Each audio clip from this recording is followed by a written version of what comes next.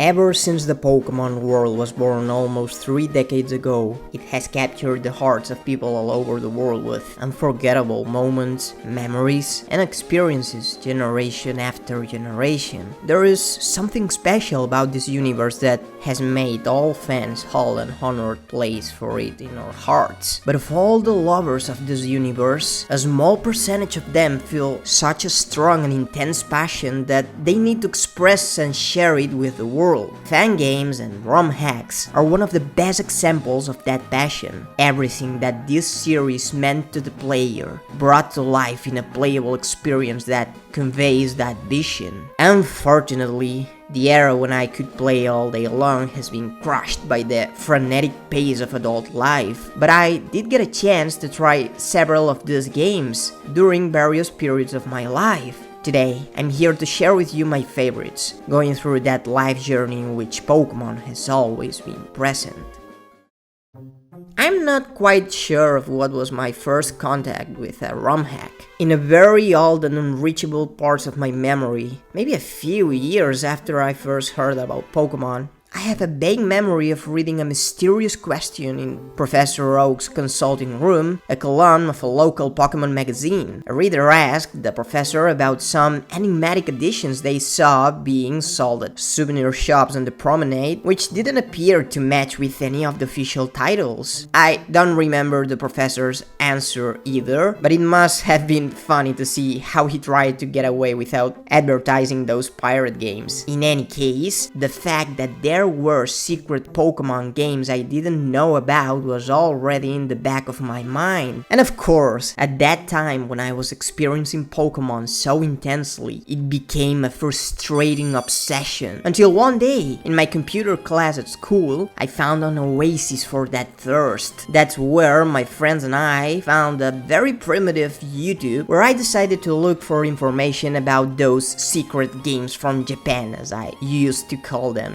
But everything took a turn when I discovered the game that made all my dreams come true, Pokemon Shiny Gold. The second generation was my first experience in the series, and at that time I was immersed in the Game Boy Advance era with my beloved Fire Red and Leaf Green, so imagine the shock it was for me to see those videos of my favorite region with new graphics, music, Pokemon from all available regions, and even unreleased events. Since then, every computer class was an opportunity to see a new episode of that utopian adventure, unreachable for us because we didn't understand what a download was, not to speak of an emulator or a ROM. It was all a beautiful mirage. The video is meant to be about ROM hacks, so I guess I should talk a bit about the game itself so people don't get mad at me. It was a remake of the Johto region, reusing assets from Leaf Green and Fire Red, but with some new elements. With everything we have seen to this point, it may seem a little bit silly to choose something so anachronistic as one of my favorites, but looking back at it and with more knowledge of this world, the professional quality it had was amazing for the time and the resources available. And it even managed to have custom songs with the sound font of the third generation. But you already know me, so you must remember that rather than technical feats, the best parts for me are likely based on the emotional attachment I hold for them. The good thing is that the project was continued, and I don't know if the ROM hack is complete, but a much more advanced version of the game that protagonized my childhood is currently playable. Sure, nowadays we already have official Johto remakes, so perhaps the most compelling way to play this game is precisely to bring back to life that early fantasy of the crude first betas. School classes and years went by, and step by step I got more familiar with the internet and PCs. At some point around this time I got my first computer at home. That was the end of such an unreachable dream. Now that I had a PC at home, it was time to forget about that trauma and find how to play those ROM hacks. It was a real odyssey that I don't really remember, but I still recall how hard it was to understand that I needed the emulator as well as the game for it to work. paint was not so tricky to open, I swear. But after a lot of trial and tribulation, I somehow managed to open the next ROM hack of my life, Pokemon Naranja or Orange. You see, I was really excited about going to Johto again with Shiny Gold, but it was one thing to re-experience an adventure you know by heart, and another to discover what this Pokemon Orange promised. The Orange Island, where something I was kind of familiar with from the anime, but I never got to watch that season as a kid, so it was a whole new and mysterious experience for me. In the videos of the time, it was beyond words how exotic the game looked. To top it all off, Celebi was the game mascot, a creature that I never got to see even close and had me pretty obsessed. All my efforts were focused on getting to play that wonder, and going back to the moment I did, it was even more impressive than what I had expected. Just watching Ash's sprite move on screen felt almost like a mystical experience, with the alternately colored Pokemon of the island and the gym trials that left such a mark on me that even to this day I see them as what the island trials in Alola should have been. I couldn't stop playing, a ROM hack so far ahead of its time that it made absolutely no sense compared to others of the same period. It was developed by a Spanish fellow named Sergio, who is nowadays considered the pioneer and a legend in the ROM hack scene. I think years later the project was picked up by other people, but unfortunately it was dropped without being completed. Besides the unique graphic style it had for the time and the interesting mechanics it incorporated, what stands out to me is how self-aware its gameplay felt. The Orange Island are all color, diversity, fun, and harmony, and I can sense how the creator really paid attention to detail to be true to all of that. Time would go and new generations would soon arrive with the release of the Nintendo DS. I was already in my first years of high school, lucky enough not to be influenced by my surroundings and still be as passionate about Pokemon as ever. And it was at that time, as a presage of what the future could bring, that I found perhaps the ROM hack that most touched me.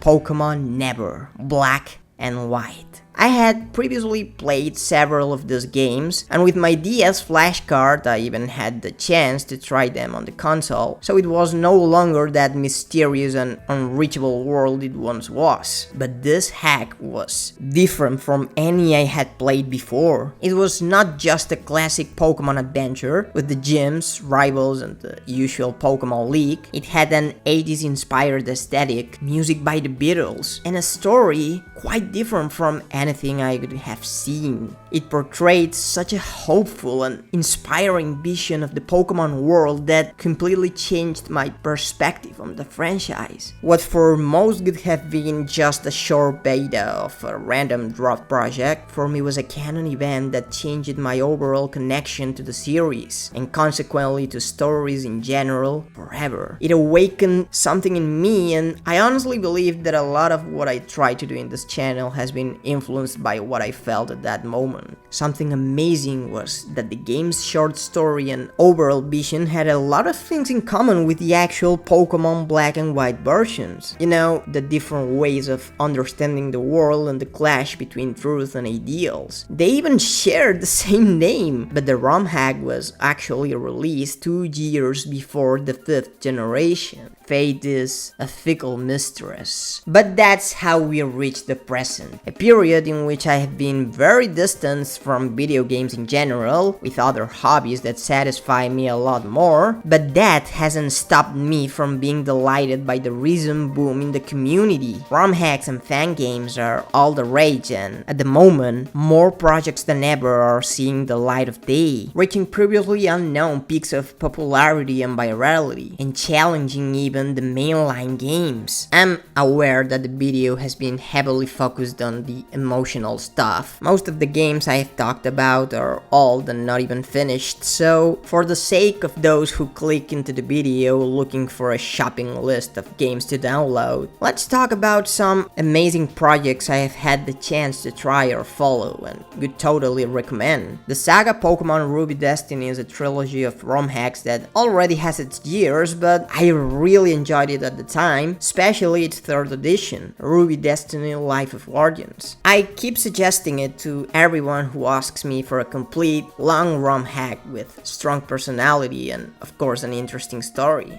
Pokemon Crown is perhaps the most insane thing I have ever seen in this topic. This is supposed to be a modified version of Fire Red. What kind of madness level are we hitting? Just on the graphic side, it's the best looking and most professionally polished pixel art I've ever seen. But it's on the technical side where we find the true insanity. It has a completely revamped real-time battle engine, an innovative catching system based on interacting with Pokemon and gaining its affinity, and a lot more of new mechanics, all adorned with a very engaging medieval theme. I only got to play the first beta and I didn't have a personal story with it like I do with some other ROM hacks, but if I had to name one project that has impressed me recently, it would definitely be this one. Pokemon Reminiscence. In addition to probably the cutest art design we have ever seen, the game also has a beautiful and inspiring classic story and a fresh and noble roguelike system. But now that we are all even, of course I couldn't conclude the video without mentioning the ROM hack of my adult life, Pokemon Team Rocket Edition of Dragon's Den.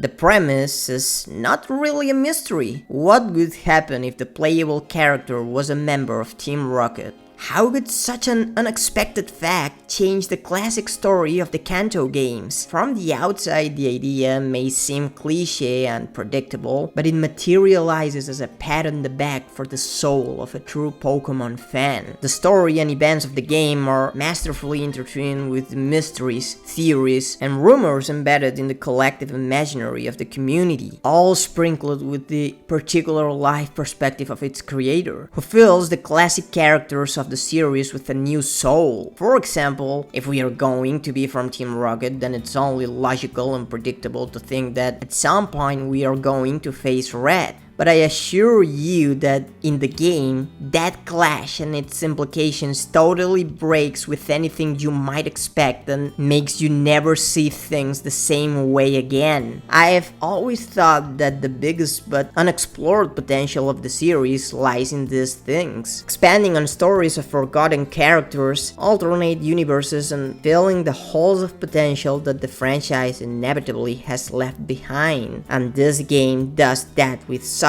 a unique take on the dreams of the community that it really feels like a love letter for fans. You all know how I love to overthink everything and theorize the reasons for things that perhaps even the creators didn't stop to think of. And if you are like me, I assure you that you will feel very identified with the vision of this game about our beloved Pokemon world. All that's left for me to do is thank again all the creators who selflessly put their hearts into the wonderful projects we see every day. One of the things that makes Pokemon so good is the love and creativity of its community, and you are number one on that. I will see you very soon.